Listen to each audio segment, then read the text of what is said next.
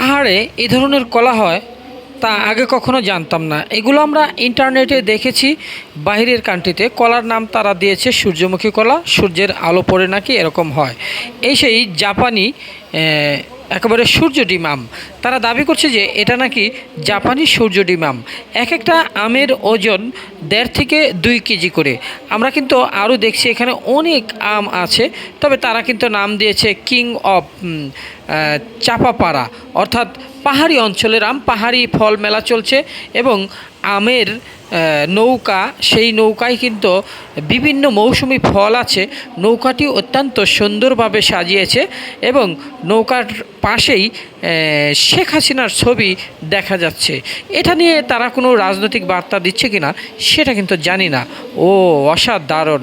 এই দেখুন আপনারা, একেবারে পাহাড়ি একজন কন্যাকে তারা সাজিয়ে রেখেছে, আর এর এক একটা কলা নাকি 1 কেজি করে। দেখুন কত বড় কলা।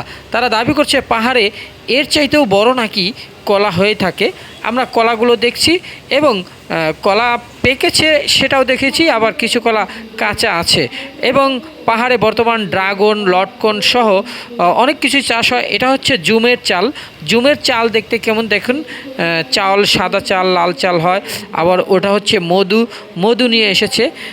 পাহাড়ে বনে যে মৌমাছিগুলো মৌচাক করে সেটা নাকি একেবারে সবচেয়ে ভালো মধু, খাঁটি মধু। তো চলুন আমরা একটু পাশের দোকানে গিয়ে দেখি যে এই পাহাড়ি বন্ধুটি কি এনেছে। পেঁপে দেখা যাচ্ছে, ড্রাগন দেখা যাচ্ছে।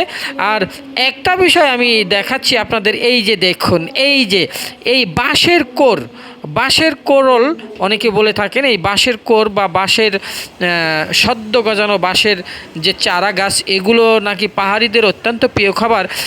এরা এগুলো মাংস দিয়ে খায়, ডাল দিয়ে খায় বা বিভিন্নভাবে খায়। আর পাহাড়ি চাল একেবারে কেজি হিসাবে এখানে রাখা হয়েছে, কেজি প্রত্যেকটায় 2 কেজি করে রাখা হয়েছে।